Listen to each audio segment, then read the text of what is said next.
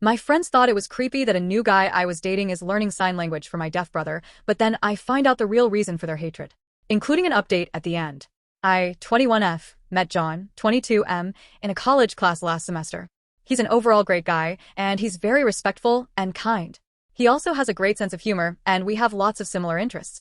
We've been friends since then, and we've started dating this July. He's the first person I've ever dated in my life. Last September, he met my family when I visited home for my brother's birthday. My brother Trev, 19M, has been deaf since birth, so my whole family communicates with him either through sign language, lip reading, or through text. During our small celebration at home, it was clear that my parents liked John.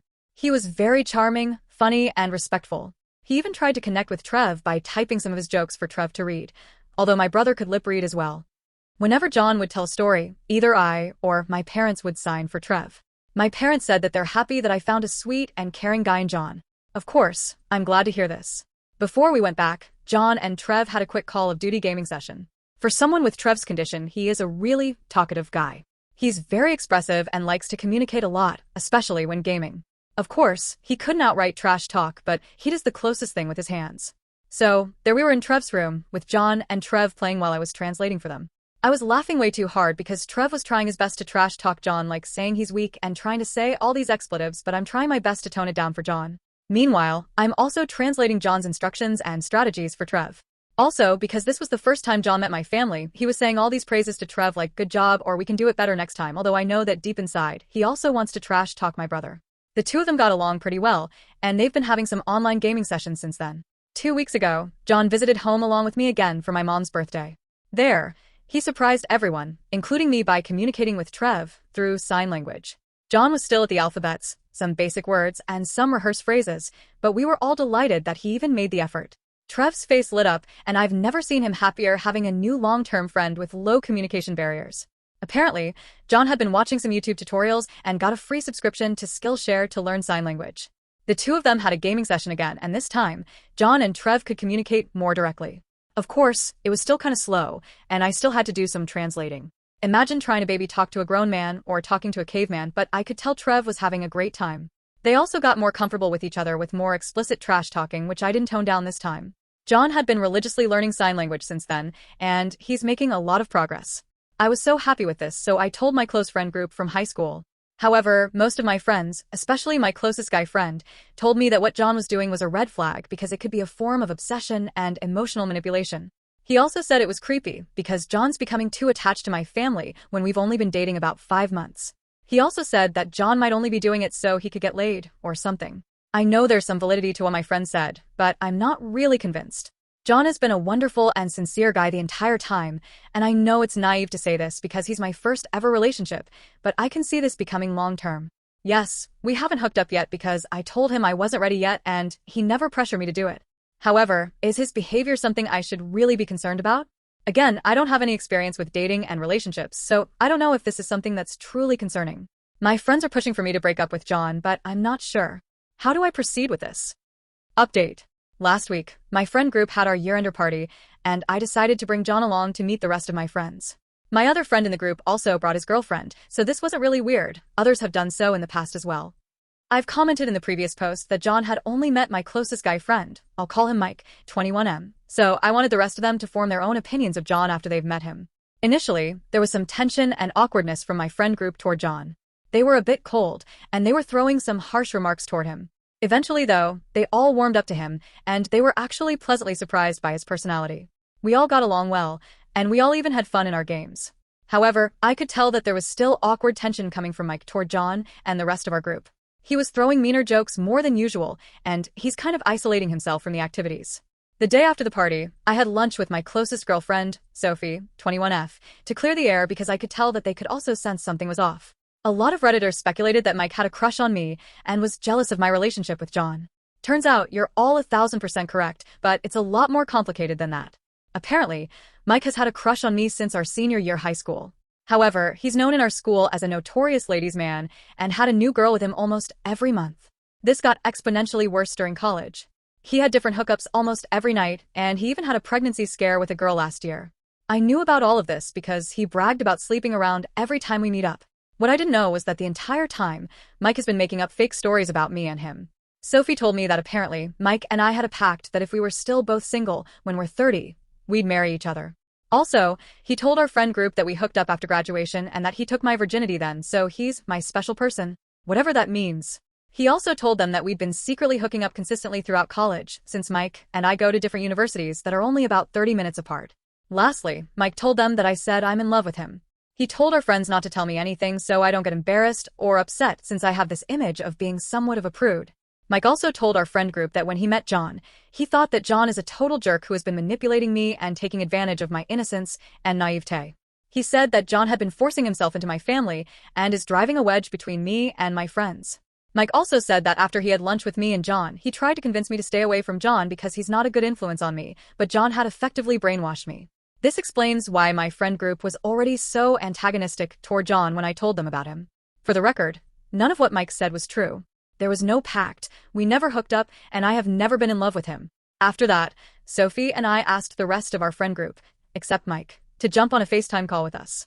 They all shared different versions of what Mike told them, and it turns out there were a lot more, but I disputed everything. We were all collectively shocked about everything that we learned that day. They apologized for their behavior toward me and John, and I told them I understood given all the lies fed to them by Mike. Then everyone agreed to kick Mike off the friend group. Sophie suggested that maybe we could have an intervention for Mike first, but I just said that I didn't want anything to do with him anymore. The rest of the group agreed, so we're essentially cutting him off.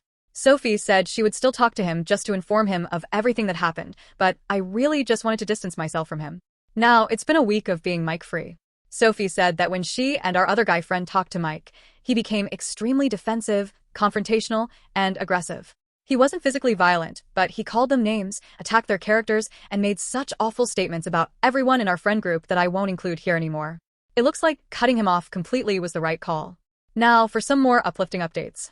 After reading everyone's comments in my previous post, I reflected on my relationship with John and my friends. I then talked to my parents for advice since they have the best relationship I know of. They told me that from what they saw of John when he visited our home and how I spoke of him, it seems like he is a legitimately nice person with pure intentions.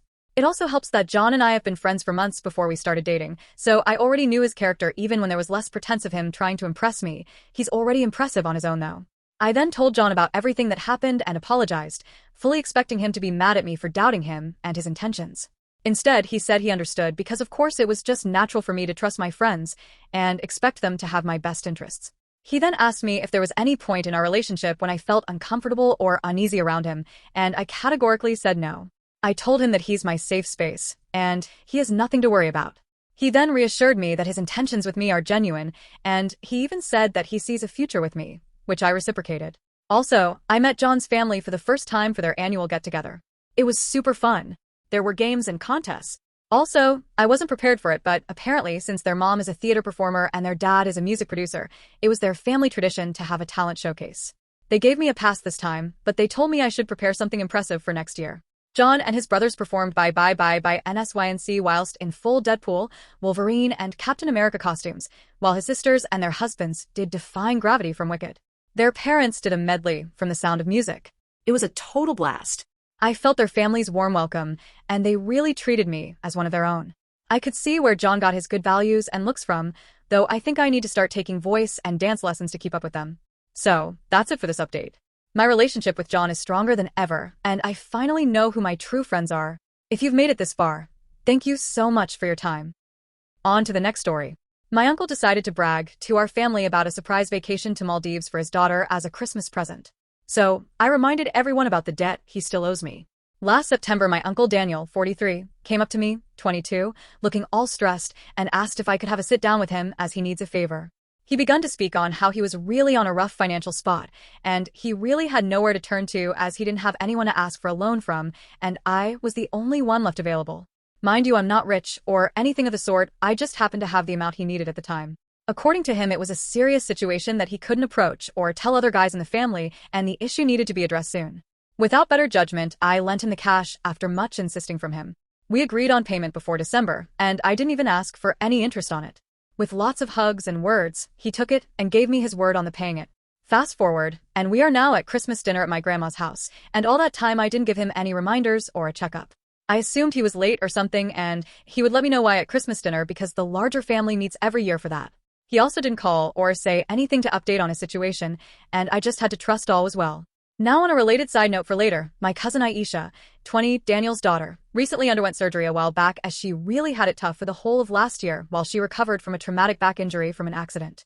Everyone was enjoying their meal, and suddenly my uncle stood up at the dinner table and called for attention for a speech. He began to speak on how his business took a really huge boost and, long story short, how he has just cashed in a large profit from some deals. He looked at Aisha across the table and took out some brochure with some resort-looking location and said it was a gift to her for her tough recovery from the incident. All I could see was Aisha visibly crazy excited.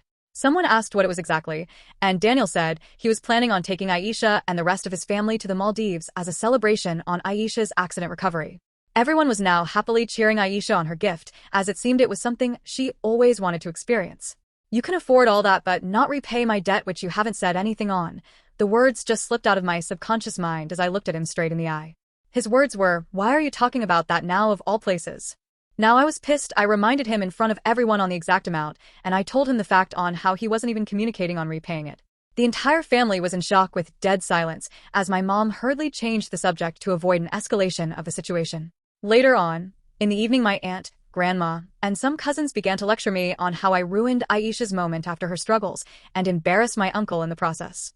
They leave in a week, and he still hasn't paid or mentioned anything on the debt. AITA for ruining the moment and asking for repayment? What did you think of these stories? Let me know your thoughts about them in the comments, and thanks for listening.